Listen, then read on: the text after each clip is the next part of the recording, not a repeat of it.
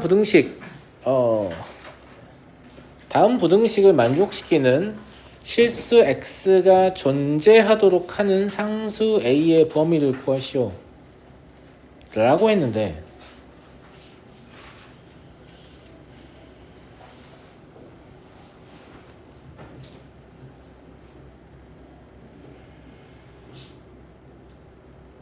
뭐만 고민하면 되는 거 아니냐면 이게 지금 부등식이라고 애매하게 얘기하고 있잖아요. 2차 부등식이 아닐 수도 있다는 얘기잖아. A 0일 수도 있다는 얘기잖아. 근데 만약에 A가 0이라고 하잖아요. A가 0이라고 하면 좌변이 다 날아가잖아. 그럼 1차 부등식이 되는 거잖아요. 1차 부등식은 반드시 실근을 갖죠. 실근을 갖지 않는 1차 부등식이라는 건 존재할 수 없습니다. 맞잖아. 이건 마치 직선이 x축하고 안 만날 수 있다. 이거 똑같은 말이에요. 직선은 반드시 x축과 한번 만나게 되기 때문에 1차 부등식은 반드시 실근을 갖게 되죠. 맞아요. 직접 접근한다고 하면 a가 0일 때는 그냥 성립하죠. 실근이 항상 존재하니까. 이제 우리가 a가 0이 아닐 때를 좀 고민을 해봐야 되는데 a가 0이 아니면 얘가 2차 부등식일 거니까 ax의 제곱 더하기 a-2x 더하기 a는 0보다 크다. 이거일 거 아니겠습니까? 맞아요? 예. 근데 실근의 존재를 물어보잖아요. 맞잖아. 예. 그 다음에 0보다 크다의 실근의 존재를 물어보잖아요. 그렇지 않냐, 그들? 그러니까 실수 x가 존재하려면 a가 양수이면 일단 무조건 존재하지 않나? 존재 안 할 수 있나? a가 양수이면 이차 함수가 아래로 부르기라는 얘기잖아요. 근데 0보다 큰 영역이 반드시 존재할 거 아니겠습니까? 예, 양수이면 반드시 존재하게 된다. 이 말이죠. 예. 문제는 음수일 때예요. 음수일 때는 위로 부르기니까 x축 위로 올라오는 부분이 있어야 존재할 거 아니겠습니까? 맞아요? 예. 그래서 양수일 때랑 음수일 때를 좀 구분해서 생각하면 좋을 것 같은데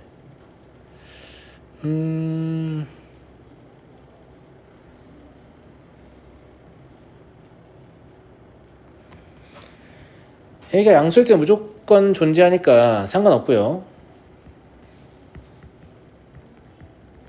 a가 음수일 때라고 해보면 그래프가 어쨌거나 이런 식으로 그려져야 접해도 안 됩니다. 접해도 안 되지 않니? 0보다 크다 애가 존재해야 되니까 예. 무조건 두 식은 가져야 되거든요. 이제 판별식 봐야 될 것 같아요. 얘 판별식 보시면 이거고 얘가 이래야 되는 거죠. 그럼 3a의 제곱 더하기 4a 마이너스 4가 이래야 되는 건가? 맞냐 가들? 이렇게 인수가 되는 것 같으니까 마이너스 2에서 왜 넣고 있냐? 3분의 2까지. 근데 어차피 음수일 때만 보면 되잖아요. 맞잖아. 0일 때도 성립하고 0보다 클 때도 성립하잖아요. 그러면 a는 마이너스 2보다만 크면 되는 거 아닌가? 맞아요, 맞아요. 예. 그래서 마이너스 2보다만 크면 존재한다. 이렇게 보면 될 것 같고요.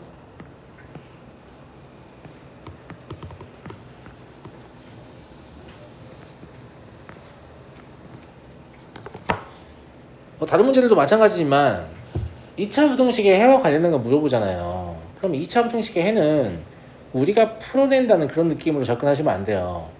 2차 함수의 그래프를 그렸을 때 2차 함수가 우리한테 지시를 해줄 거거든요. 이렇다. 그럼 그냥 그거 받아 적으면 됩니다. 사실 모든 부등식이 마찬가지인데 함수의 그래프를 그릴 줄 알면 그걸 그려서 걔가 불러준 대로 그냥 받아 적으면 되는 거예요. 그런 느낌으로 하는 거지 뭔가 본인이 푼다고 생각하실 필요가 없습니다. 무슨 말인지 알겠죠? 그래서 그래프를 그리는 능력이 중요한 거지. 왜냐면 언제까지 2차 부등식만 할 거야. 3차 부등식을 해야 될 수도 있고 4차 부등식을 해야 될 수도 있고 삼각 부등식을 해야 될 수도 있고 지수로그 부등식을 해야 될 수도 있잖아요. 그러면 걔들의 그래프를 다루는 역량에 따라서 그 부등식을 얼마나 잘 풀 것이냐 결정되는 거죠. 무슨 말인지 알겠죠? 예. 넘어가겠습니다.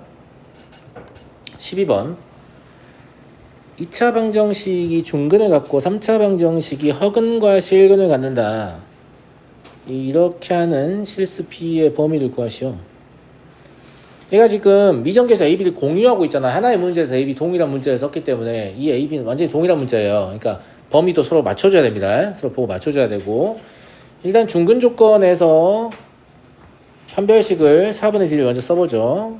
그러면 A의 제곱 마이너스 2A의 제곱 플러스 B의 제곱 마이너스 4B는 0일 거니까 A와 B가 관계식을 형성하는데 A 제곱은 B 제곱 마이너스 4B다. 이렇게 나올 거 아니에요? 아니? 근데 여기서 좀 주의해야 될 게 있어. 그냥 이렇구나 라고 끝날 수도 있지만 두 문자에 대한 관계식은 반드시 뭘 뜻하죠? 감사합니다. 두 문자에 대한 관계식은 반드시 뭘 뜻해요? 감사하다고요? 두 문자에 관한 관계식은 반드시 도형입니다. 이게 도형의 방정식이에요. 선생님 원방인가? 이거 원방 아닙니다. 아마 쌍곡선의 방정식일 것 같은데 이제 고3 기하에 나온 내용이죠. 예. 쌍곡선 알아야 돼요. 아니 그런 뜻이 아니에요. 그런 뜻이 아니고 x의 제곱은 뭐 y의 제곱 마이너스 4b 4y 예. 쌍곡선이잖아. 맞아. 실제로 쌍곡선이잖아요. 그러니까 저는 어떤 개념을 탑재했으면 좋겠냐면 두 문자의 관계식은 반드시 뭘 뜻한다고요? 도형을 뜻한다고요.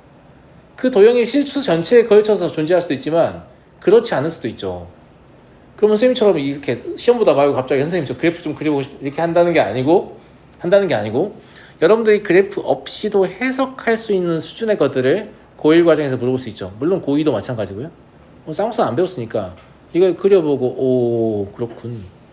B는 0과 4 사이에서는 존재하지 않는군. 뭐 이지랄 할 수 없다는 말이죠.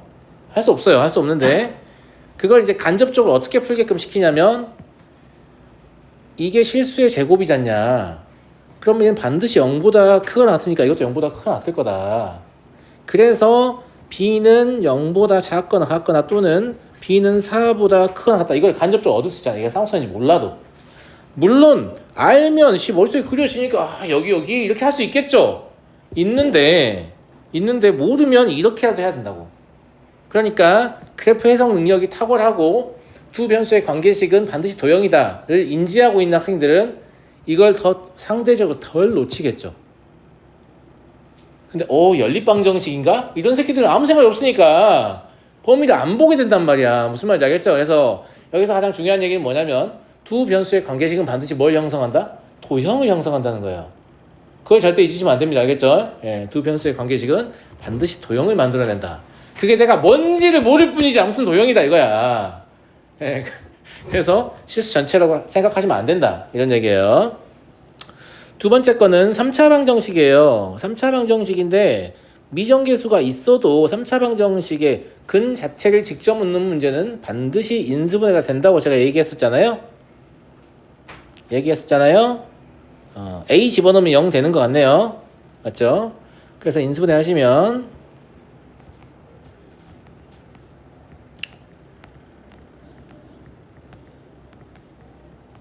이렇게 될 거거든요. A가 실수라고 문제에서 말해줬기 때문에 그러면 여기에서 실근이 발생하니까 여기는 허근이 발생해야 되는 거죠. 이걸 D1으로 고쳐야겠네요. 한 변씩 더 써야 돼서. 그죠? 네. 4분의 D2는 A의 제곱 마이너스 B입니다. 이건 허근이니까 이래야 되죠.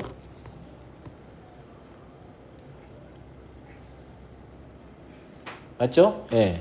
근데 A제곱이 B의 제곱 마이너스 4B니까 저 관계식을 이용하시면 얘를 B의 제곱 마이너스 5B라고 볼 수 있거든요.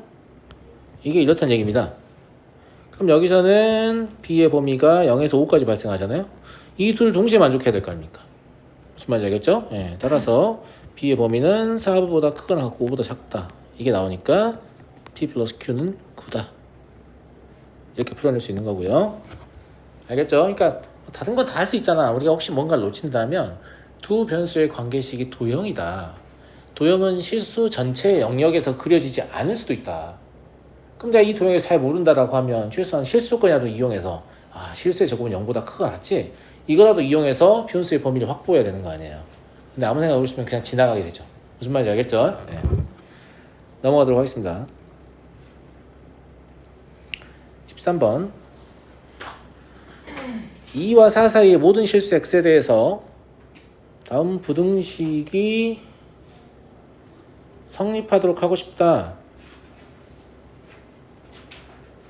이제 물론 이걸 막 근해분리로 접근할 수도 있을 것 같긴 한데 굉장히 좀 부자연스럽습니다. 이게 무슨 말이냐면 식을 왜 이따위로 써나?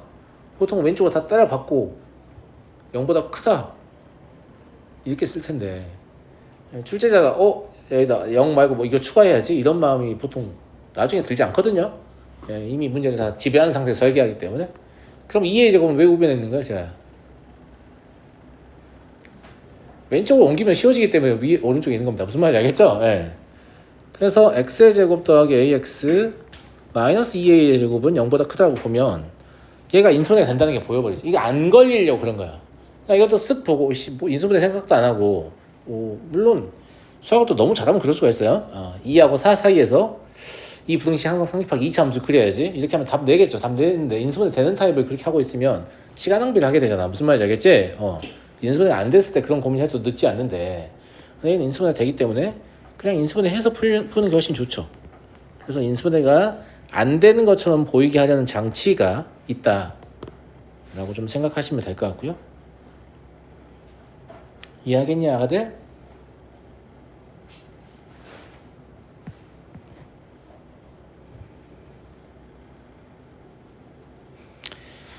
근데 이걸 풀려면 A가 양수인지 음수인지 알아야 되잖아. 항상 문제를 풀이의 방향은 목적에 맞게 가는 거야. 뭐 구하고 싶은데? 그냥 A 양수라고 생각하고 풀면 되지. 뭘 설마 음수일 때 최대값 양수일 때 최대값이 안 나오면 그때 음수 생각하면 되는 거 아니냐? 뭐 최대를 구하려고 하는데 뭘 음수 양수를 나누고 있어. 일단 기본적으로 A는 양수겠거니 라고 생각하면 되죠. 그러면 이럴 거 아니겠습니까? 그런데 이 해 안에 얘가 포함되면 되는 거잖아요. 그러니까 A는 2보다 작거나 같습니다. 답이죠. 답 나왔는데 음수일 때 왜 생각하냐고. 알겠죠? 문제에서 마지막으로 묻는 것까지 확인하고 풀이 설계에 들어가세요. 제발 부탁인데 알겠지? 중간에 뭔지 알겠어 이러면서 막 반가워가지고 막 이것저것 쓰고 계시지 마시고 문제 최종적으로 묻는 게 뭔지 확인한 다음에 풀이 설계하세요. 알겠죠? 왜냐면 실제 시험에서는 이렇게 좀 경제적으로 푸는 게 여러 가지로 좀 도움이 되는데 시간이 세이브되는 건데 머리를 덜 쓴단 말이에요. 너네 두뇌가 생각보다 존나 미약하다고. 머리를 존나 아껴 쓰면서 시험지 후반부까지 도달하잖아? 그러면 두뇌의 체력이 남아있어서 어려운 문제에 맞출 가능성이 같이 올라갑니다. 증가해요. 근데 앞에서 온 힘을 다 쏟아가지고 졸라 개 지쳤어. 앞에서 꽤 많은 점수를 얻은 것 같아. 그러면 진짜 놀랍게도 최상위권 학생들도 마지막 문제를 포기하려는 경향을 보여요. 이 정도면 점수가 만족스러운데 1등급 나올 것 같아. 이질하면서 얘는 그냥 풀지 말자 이러고 엎드리는 애들 있단 말이야. 그랬는데 알고 보니까 앞에서 한 2개 마킹 실수하고 이러면 이게 뭔 난리야. 알겠지? 어쨌거나 시간적으로 여유가 있으면 어떻게든 풀어보려고 해야 되는데 그게 단순히 의지로만 극복할 수 있는 건 아니야. 내가 봤을 때 그래요. 두뇌가 지치면 못 풀어요.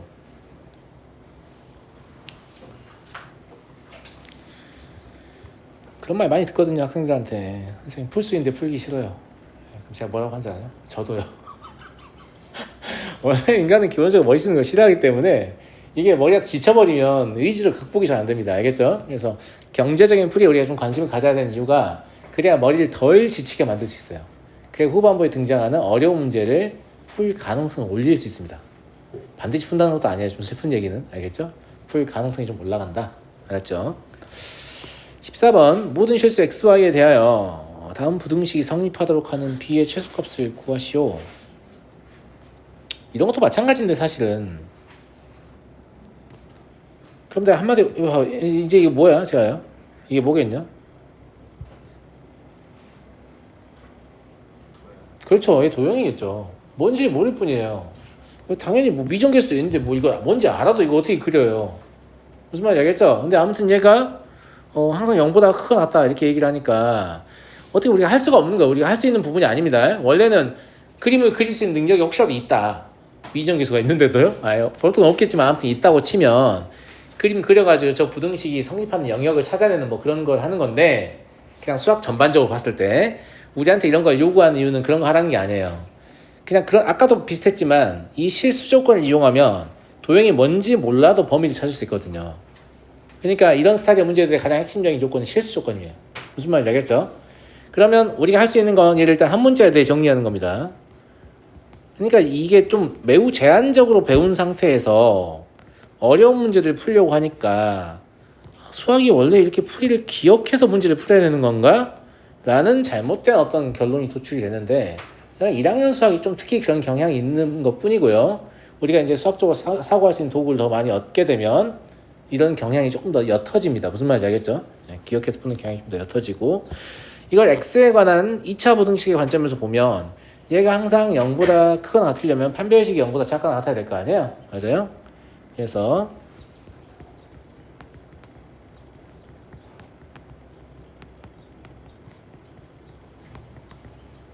이렇게 돼요. 얘를 정리를 하면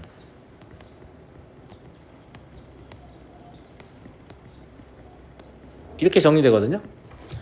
여기까지 오고도 문제를 못 푼 친구들이 가끔 있어요. 그래서 무슨 얘기를 해드리고 싶냐면 이런 얘기를 해드리고 싶어요. 우리가 3단원에서 항등식과 비정계수를 배우거든요. 그때 뭐가 나오냐면 모든 실수 x에 대하여 ax 더하기 b가 0이면 이건 수학적 의미가 a는 0이면서 b는 0과 같다. 이렇게 나온 거 기억나요, 안 나요? 기억이 안 난다고?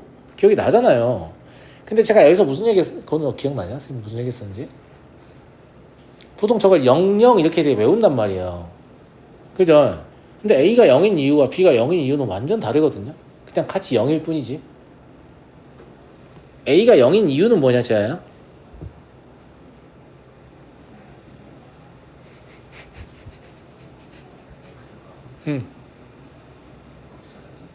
x가 없어야 된다기보다는 모든 실수 x에 대하여 급격하게 변화하는 x가 누가 들어와도 식에 영향을 주어서는 안 되겠죠. 그래서 식에 대한 x의 영향력을 차단하려고 a가 0이 되는 겁니다. b가 0이 되는 이유는 단순히 등식이 성립하기 위해서 0이 되는 거예요. 둘 다 0이지만 이유가 아주 다르단 말이지. 이런 생각을 한 번에 해본 학생은 이게 실수 y와 관계없이 항상 성립해야 한다고 했는데 얘가 0보다 클지 작을지 어떻게 알아? 그거보다 y가 식을 자꾸 바꾸면 돼, 안 돼? 안 되는 거죠. 아, 그럼 y의 식에 대한 영향력을 차단해야겠다. A 너는 4구나 라는 걸 아주 자연스럽게 알 수 있다는 거죠. A가 4니까 나머지는 그냥 부등식이 성립하기만 하면 되는 거잖아. 무슨 말인지 알겠죠? 그래서 16-4b가 0보다 작거나 같으니까 당연히 b는 4보다 크거나 같다. 그러니까 처음에 이걸 배울 때 이 이유를 명확히 알고 배우면 이걸 스스로 생각한단 말이야. 근데 우리 선생님이 00이 됐어. 그럼 00 수학을 잘 못해요. 죄송합니다. 아무튼 그런 생각을 좀 하시면 내가 이제 이런 걸 만났을 때 스스로 해결했을 때 좀 기분이 좋잖아. 무슨 말인지 알겠지? 이것도 맨날 주입당하면 수학하면 재미가 없단 말이야. 내 생각에 맞나? 맞아. 내 생각에 맞아서 이런 느낌이 좀 있어야지 수학이. 무슨 말인지 알겠죠? 예. 그러하다 라는 얘기고요. 16번 보겠습니다. 모든 실수 x에 대하여 다음 부등식이 성립할 때 두 상수 a, b의 대소 관계로 옳은 것은, 아주 재밌는 문제가 나왔는데 무슨 식이냐, 태환아?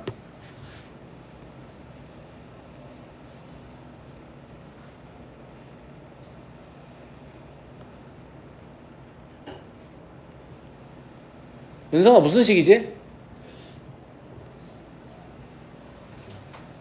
그냥 무슨 식이냐고 그러고 식 이름만 물어보는 건데 대답을 못해. 아영아, 무슨 식이야? 그렇죠, 분수식입니다. 굳이 얘기를 하면 얘는 분수 부등식이라고 얘기를 할 수 있을 거거든. 맞아요. 근데 분수식은 교육과정상 어디에 나오죠? 고등하에도 분모가 1차식인 분수식밖에 안 나와요. 미적분을 가야 분모가 자유로워지는 분수식이 나와요. 그럼 선생님 이건 미적분인가요? 아니에요. 왜 아니냐? 왜? 그러니까 고등상에서 이런 걸 출제할 수 있는 이유. 자, 이렇게 나오는 모든 형태의 분수식은 절대로 분모가 0이 되는 실수 x의 값이 존재하지 않습니다. 이제부터 뭐 몇 문제 없겠지만 만나게 되는 모든 문제를 다 조사해 보시면 분모가 0이 되는 실수 x가 절대 존재하지 않습니다. 분모가 0이 되는 실수 x가 존재하는 문제 혹시 냈잖아요? 그럼 그 사람이 실수로 낸 겁니다. 무슨 말인지 알겠죠? 내면 안 돼요. 내면 안 되는 이유가 뭐냐면 이 문제를 풀기 위해서 여러분들 무슨 짓을 할 거죠? 이걸 양쪽에 곱할 거 아니야. 양쪽에 곱하려고 하면 두 가지를 봐야 돼요. 첫 번째, 0이 되는 경우는 곱할 수 그러니까 0이 안 되니까 분수식이 됐겠지. 만약 있다 하더라도. 근데 그걸 곱하면 x의 범위에서 0 된 걸 다 빼줘야 돼. 곱해서 2차 부등식으로 바꿨기 때문에 동치 변형하려면 분모가 0이 된 x의 값을 다 제거를 해줘야 한단 말이에요. 그런 걸 아직 물어볼 수 없어요. 무슨 말인지 알겠죠? 그래서 0 안 되는 거 물어본다는 거. 두 번째로 저걸 곱하려고 하면 저게 양인지 음인지 알아야 곱할 거 아니야. 근데 저건 양이죠. 항상 양이죠. 0이 아닌 것뿐만이 아니고 얘가 항상 양인 걸 알 수 있기 때문에 양변에 곱할 수 있습니다. 그러니까 수학적으로 아무런 변화가 없으면서 2차 부등식화 시킬 수 있기 때문에 그래서 물어볼 수 있는 거고 그렇지 않으면 절대 물을 수 없다라는 거. 무슨 말인지 알겠죠? 그래서 이런 형태의 분수 부등식의 특징입니다. 저게 양수인 걸 알고 있으니까 곱해가지고 왼쪽에 다 정리한 형태를 쓸게요. 이 정리한 형태는 뭐 여러분들 스스로 다 만들 수 있으니까요.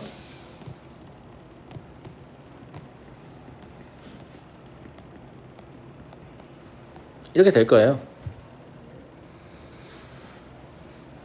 물론 뭐 2차 부등식 이런 말이 없기 때문에 사실 제가 뭐 0이 될 수도 있겠지만 얘가 0이 되면 모든 실수 x에 대하여 성립할 수가 없습니다. 왜냐면 제가 0이 되면 1차 이하의 부등식이잖아요.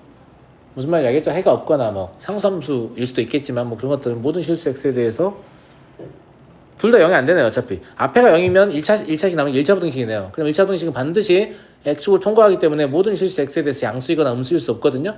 그러면 얘는 무조건 양수여야 되는 거죠. 위로 블록도 불가능하니까.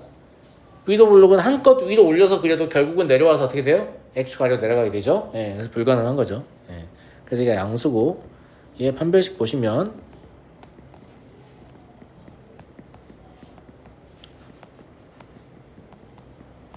이렇게 될 것 같고요. 이것도 요 4를 제곱에 좀 편입을 시켜서 합차로 보는 게 낫지 않을까? 다 전개하지 말고. 그러면 2a 2b니까 3a 마이너스 3b 빼면 마이너스 a 플러스 b 마이너스 4 이게 네거티브다. 이렇게 되는 것 같거든? 근데 아까 이거에서 이게 무조건 음수입니다. 왜냐면 a-b 플러스 4거든요. a-b 플러스 1이 양수니까 a-b 플러스 4는 더 양수잖아요. 예, 부호 바꾸면 더 음수겠죠. 예, 그래서 얘는 확실히 음수이기 때문에 실제로 얘만 확인하시면 된다 라는 거죠. 그래서 a가 b보다 크기만 하면 되는 것 같습니다.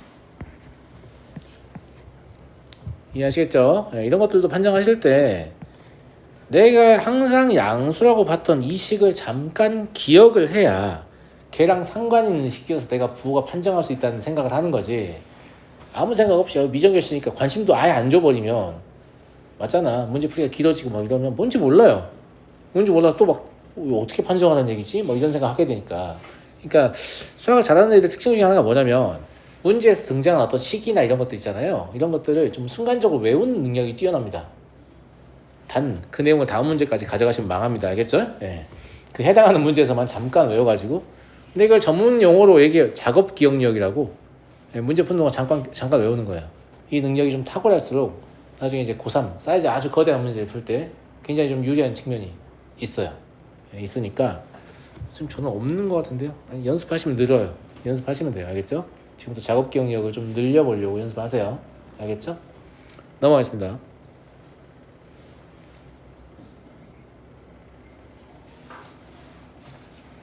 22번을 보도록 하죠. 22번은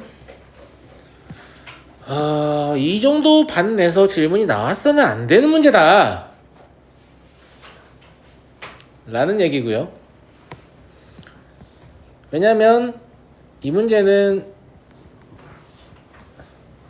이 문제와의 차이점을 구분할 수 있는가를 물어보려고 묻는 거거든요. 수학에서 하나의 식에 동일한 문자가 사용되면 완벽하게 똑같은 뜻이에요. 무슨 말인지 알겠죠? 네. 그래서 이런 부등식 같은 경우에는 동일한 x에 대해서만 확인을 하면 되잖아요. 그래서 fx가 막 이렇게 생겼어요. 예를 들어서 gx는 이렇게 생겼다고 해봐요. 마음대로 그린 거야. 알겠죠? 그럼 동일한 x만 가지고 비교를 하니까 성립하는 상황인 거죠. 무슨 말 이해되죠? 그런데 x1과 x2라는 건 독립변수를 각자 다르게 낼 수 있다는 얘기예요. 이러면 조금 상황이 다른 게, 그러니까 이 경우에는 둘이 빼가지고 0보다 크거나 같다 이렇게 풀 수 있어요. 근데 위의 경우에는 그게 불가능하죠. 왜냐면 만약에 fx가 이렇게 생겼어요. 그 다음에 gx가 이렇게 생겼단 말이죠. 알겠죠? 이러면 이 부등식 입장에서 보면 fx 항상 크네, 똑같은 거 집어넣으니까 이런 생각이 들지만 여기가 x1이고 여기가 x2다라고 하면 여기가 x1, fx1일 거고 여기가 x2, fx2일 거기 때문에 지금 fx2가 fx1보다 오히려 더 큰 상태가 되잖아요. 무슨 말인지 알겠죠? 그래서 독립변수가 각각 다르게 들어갈 수 있다. 이 문제 때문에 완전히 다른 의미의 부등식이 됩니다. 무슨 말인지 알겠죠? 그러면 이걸 만족하게 하려면 사실상 어떻게 해야 되냐면 이 그래프 자체가 여기 한참 밑에 있어야 돼요. 정확히 얘기하면 이 지점보다 밑에 있어야 되는 거죠. 즉 fx의 최소값보다 gx의 최대값이 더 작거나 같아야만 하는 거죠. 제 말 무슨 말인지 알겠죠? x의 위치와 관계없습니다. 그냥 이렇게 라인을 그렸을 때 요 라인을 그렸을 때 이 밑에다가만 그릴 수 있다 이런 뜻으로 보셔야 돼요. 의미가 완전히 다르죠? 예. 근데 이반 정도 되면 이 문제를 많이 경험하셨을 거기 때문에 이 의미의 차이에 대해서 정확히 알고 계셨어야 됩니다. 문자를 쓱 잘못 보고 뭐 실수로 틀리지 않는 이상 틀릴 가능성이 없는 문제여야 되고요. fx의 최소값은 표준형 고쳐서 구하시면 될 것 같습니다. 2차 함수니까.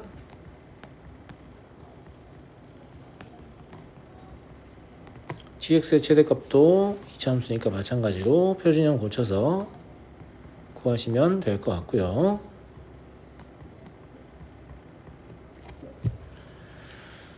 그러니까 얘의 최소값이 gx의 최대값보다 큰 상태여야 된다. 뭐 쓰고 있냐? 라는 거고요. 정리하시면 이렇게 되니까 객관식 사실 보시면 인수분해 안 된다는 거 알겠잖아요. 그죠? 예, 근행공식 써서 인수분해 하셔가지고 찾아내시면 될 것 같고요. 그러니까 이런 거 보면 참 객관식도 굉장히 좀 뭔가 훌륭한 문제 타입이다. 왜냐면 모든 문제가 주관식이라면 우리는 이런 상황 맞이하면 계산 한 번씩 다시 확인하면 올라가야 되잖아. 아이씨 뭐야 인수분해 안 돼? 이렇게. 근데 객관식 선지가 있기 때문에 내가 맞게 계산한 것 같다 라고 생각하고 진행할 수 있는 거잖아요. 네.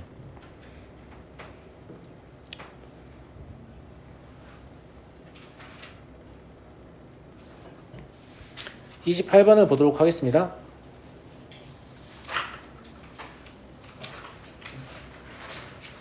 이제 이거는 내 생각에 지문이 왜 나왔는지 알 것 같아요. 예. 자, 위에 거는 풀 수 있다고 치는데 밑에 거는 가우스 X를 처리해야 풀 텐데 가우스 X를 처리해서 풀려고 하면 X의 범위를 줘야지. X의 범위가 왜 없냐? 그럼 모든 실수에 대해 저걸 끊고 있어야 되냐? 아니면 X가 N보다는 크거나 같고 N 플러스 1보다는 작다 이렇게 하고 있어야 되냐? 그러니까 약간 어떤 느낌이냐면 연립부등식을 풀으라고 하면 학생들이 각각을 따로따로 보고 푼 다음에 겹치는 거 찾으려는데 너무 혈안이 된 느낌? 근데 이렇게 해도 상관없거든? 쟤를 먼저 풀어. 그럼 이런지를 알잖아. 그럼 어차피 얘랑 동시에 만족하는 얘만 구하려고 하는 거잖아. 그러면 이 2차 함수의 정의역이 얘가 된 상태다라고 생각하고 풀면 되는 거예요. 그럼 0부터 3까지밖에 없는 거잖아요. 그러니까 그럼 나는 이거만 하면 되는 거죠. 제 생각에 이 생각을 못해서 질문을 하는 것 같진 않고 기존에 학습할 때 기계적으로 그렇게 학습했기 때문에 위에 거 풀고 밑에 거 풀어서 겹친 거 찾고 싶은데 밑에 게 안 풀려요. 뭐 이런 질문인 거죠 이게. 예, 그러실 필요 없다. 왜냐면 공통 부분을 찾으려고 하기 때문에. 무슨 말인지 알겠어요? 그러면 이 범위에서 두 번째 부등식은 x의 제곱은 2보다 크다. 이게 되는 거예요. 예, 불가능하죠. 0과 1 사이의 수를 제곱해서 2보다 크게 할 수 없기 때문에 두 번째 범위에서 이렇게 되는 거고요. 그럼 x는 마일보다 작거나 x는 2보다 크다 나오는데 얘 범위에서 얘를 찾은 거기 때문에 겹치는 게 없으니까 안 됩니다. 아시겠죠? 세 번째 이렇게 되는 거고 얘는 근해 공식으로 풀 수밖에 없죠. 그런데 오히려 이 범위 내에서 얘를 만족하는 게 있네요. 1 플러스 3 그죠? 네. 그래서 이게 이 부등식의 해가 되겠습니다. 넘어가 되겠죠? 그래서 막 진짜 여러 개가 열릴 때 이렇게 돼요. 첫 번째 거에서 뭔가 범위가 나왔어. 그러면 그걸 정의로 보고 두 번째 거에서 또 범위를 찾아. 그러면 그걸 다시 정의로 보고 세 번째 거에서 또 범위를 찾아. 이런 식으로 아무 상관없는 거죠. 어차피 구해야 되는 게 전체를 겹치는 거긴 하지만 이런 식으로 풀어도 아무 문제가 없다. 그래서 그런 식으로 접근해 본 적이 없어서 질문이 나온다. 이렇게 생각이 되고요.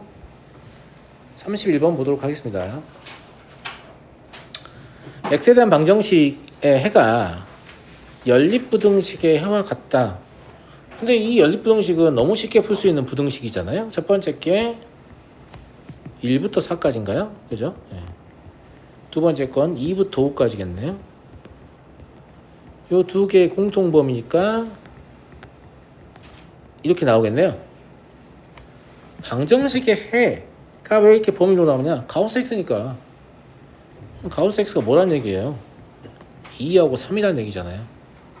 그러니까 저걸 인수분해하면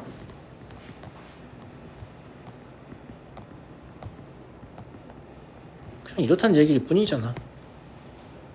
무슨 말 이해되겠니?